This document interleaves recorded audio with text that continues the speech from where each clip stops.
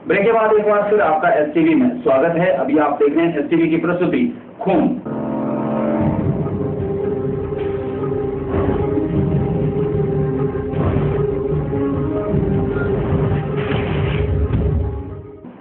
नेगर चौक में 70 वर्षीय बुजुर्ग सहित 28 वर्षीय युवक को मिली है मौत। ये दोनों घटनाएं एक के बाद एक हुई हैं। इसके बाद पुलिस भी हरकत में आई है। रात के समय में पहली, सूर्य की किरण के साथ दूसरी और दोपहर को तीसरी एफआईआर दर्ज की गई। इन एफआईआर में 70 वर्षीय निकाराम की मौत के लिए राकेश को तथा कार चालक राकेश की मौत के लिए 5 युवाओं को आरोपी बनाया गया है।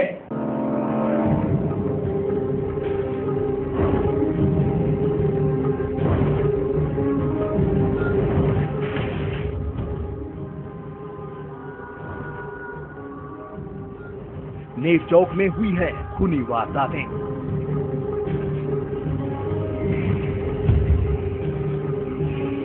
एक 70 वर्षीय बुजुर्ग निकाराम की मौत कार की टक्कर से हो गई तो कार चालक राकेश कुमार को निकाराम के परिजनों ने दे दी है मौत।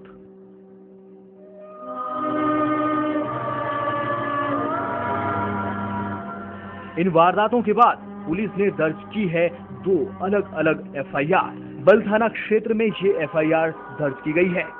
निकाराम के परिजनों की तरफ से दर्ज करवाई गई शिकायत में कार चालक को मौत का जिम्मेदार ठहराया गया है। पुलिस थाना बल में सीएचसी रत्ती के ड्यूटी डॉक्टर ने वो पुलिस को सूचित किया कि एक्सीडेंटल केस में एक आदमी जो है वो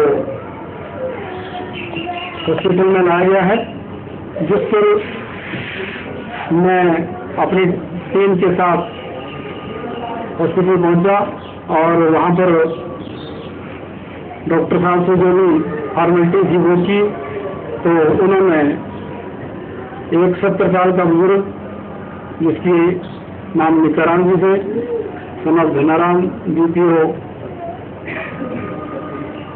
नेग चौक को जो है डेड ब्रॉड घोषित किया और उनके भाई ने है वहाँ पर जो आई विटनेस था बख्शी राम, उसने स्टेटमेंट दी कि रात लगभग 9:45 बजे मंडी की तरफ से एक कार नंबर HP 33C 8002 जो नया IMT hospital medical research centre जो बन रहा है नेग चौक में, उसके पास से अपनी दिशा विहीन होकर जो है वो गाड़ी लेकर आया और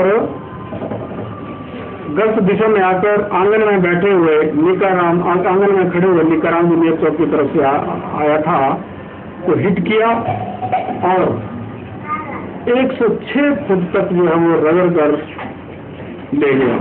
जबकि कार चालक राकेश कुमार की मौत के संबंध में दर्ज एफआईआर में अनिल व राकेश सहित 3 गुमनाम व्यक्तियों सहित कुल 5 लोगों को नामजद किया गया है। भाई लालू के रिश्तेदार उनको उठाकर जो है वो रस्ते हॉस्पिटल ले आए और किसी बीच अभी उसी का उपचार चल रहा है। तो जो गाड़ी का ड्राइवर है जिसका नाम राकेश उर्फ Rinku son of Joginder Pal DPO बंगलोटू बताया गया, को भी कुछ लोग वहाँ उठाकर ले आए और वहाँ पर उसकी औपचारिकताएं पूरी की, फर्स्ट एड दी गई सीएचसी रत्ती में और वहाँ से उसको रेफर मंडी कर दिया गया जनरल हॉस्पिटल। और जो निकाराम था जो एक्सीडेंट से मर चुका था, उनकी तरफ से उस गाड़ी चालक के खिलाफ, राकेश के खिलाफ धारा 289-304 AIPC में अभियोग पंजीकृत किया गया और उस राकेश को इलाज के लिए जेडएच मंडी लाया गया और रात लगभग 1:15 बजे यहाँ से सूचना मिली थाने में कि जो यहाँ रेफर केस था वो भी डेड हो गया। तत्पश्चात सुबह 6 बजे इस मृतक राकेश के परिजन, रिश्तेदार तथा दोस्त के साथ विजय नाम का एक आदमी बैठा था, थाना में बल में पहुंचे और उसने अपनी स्टेटमेंट जो है हमारे पास लिखवाई कि रात को हम वहां से आ रहे थे, गाड़ी जो है वो दिशाहीन होकर उस बुजुर्ग निकाराम से टकराई और टकराने के बाद वो घायल हो गया और वहां पर मौजूद लोगों ने निकाराम के जो परिजन थे उन लोगों ने जो है उन्हें लात मुक्कों से मारपीट किया और इस आधार पर उनकी इस विजय की रिपोर्ट के आधार पर जो है हमने धारा 147, 149, 302, 506 IPC में जो है वो बाई नेम अनिल और राकेश नाम के 2 व्यक्ति तथा 3 नामालूम लोगों के खिलाफ जो विजय ने आई विटनेस जो था उसने बताया था के खिलाफ जो है अभियोग पंजीकृत किया है।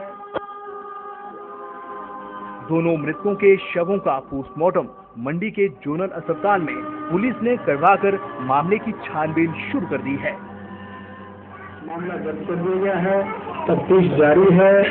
दोनों डेड बॉडियों का जो है वो जेडएच मंडी में दाह संस्कार के लिए जो है वो पोस्टमार्टम कराने के बाद उनके परिजनों को दाह संस्कार के लिए डेड बॉडियां जो है वो दे दी गई है।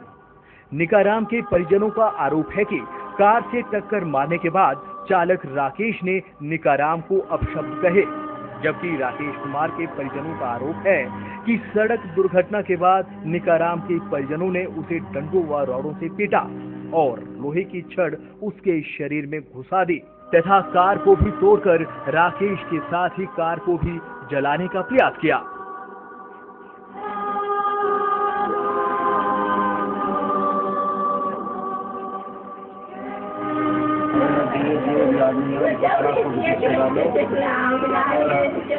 हमको जो है न्याय मिलना चाहिए। एक्सीडेंट तो किससे नहीं होते यार, थाने वाला रोड पर एक्सीडेंट करता है लेकिन जो पब्लिक है उसको ऐसे थोड़ी मारती है। उसको आप उसकी डेड बॉडी देखेंगे तो आप देखना कि कितनी बुरी तरह से मारा हुआ है। सलाखे डंडे घुसेड़ दिए उसके पेट में, सारा सिर फोड़ दिया, ये ठोके हुए पेट पे। शरीर का कोई हिस्सा ऐसा नहीं जहाँ पर जख्म के निशान नहीं है। एक आदमी ने 10-15 आदमियों ने मारा हुआ है। जबकि एक्सीडेंट होने के बाद उसका फोन मेरे को आया था, उसने बोला भैया मेरे को कोई भी चोट नहीं लगी है लेकिन मेरे से गलती हो गई है, एक्सीडेंट हो गया है, मैं नेर चौक में कहीं पर वहाँ आप आके मेरे को ले जाओ, जितनी देर में वहाँ पहुँचे उतनी देर में वहाँ से गायब हो गया। गाड़ी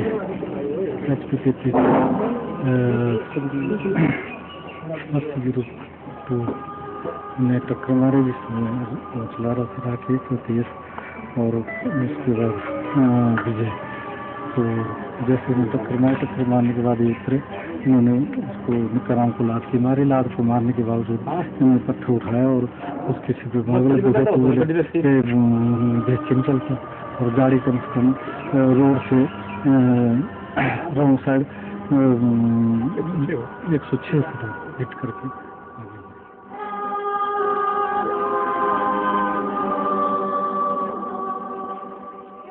दोनों मृतकों के आरोपों में कितनी सच्चाई है यह तो पुलिस छानबीन से ही साफ हो पाएगा, लेकिन नेर चौक में जिस तरह से कानून व नियम कायदों की धज्जियां रात के अंधेरे में उड़ाई गई, उससे यह सवाल पैदा हुआ कि कहां है कानून और कानून के रखवाले। क्यों रात के अंधेरे में मानवीय संवेदनाओं का खून होने से नहीं रोक पाए।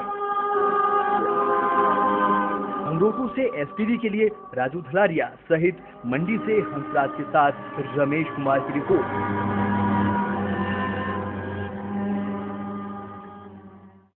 नेर चौक में दिल दहला देने वाली वारदात होने के बाद लोग आक्रोश में आ गए।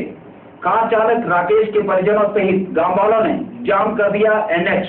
पुलिस अब इन लोगों से कर रही है शांति व्यवस्था बनाए रखने की अपील।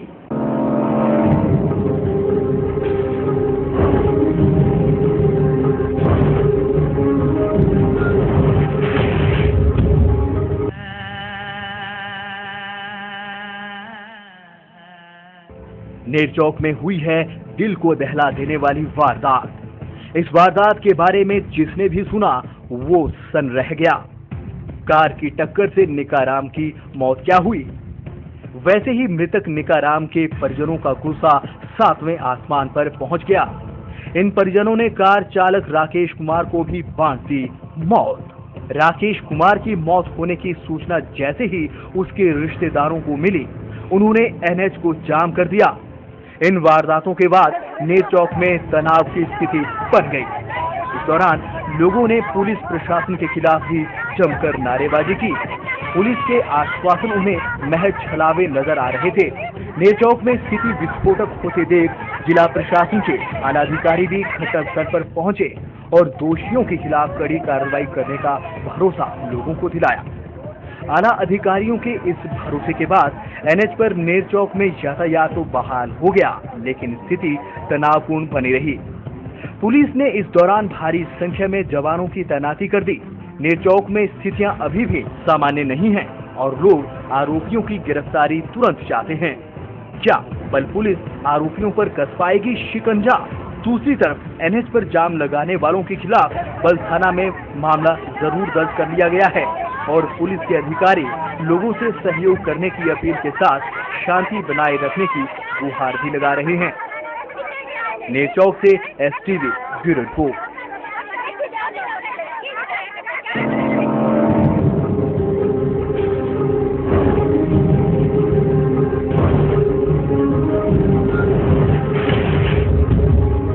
यहाँ पर फिर लेंगे एक छोटा सा ब्रेक और ब्रेक के बाद उन बेटियों की बात करेंगे जिनके सर से सदा के लिए बाप का साया उठ गया है। बने रहिए एसटीवी के साथ, हम अभी हाजिर होते हैं।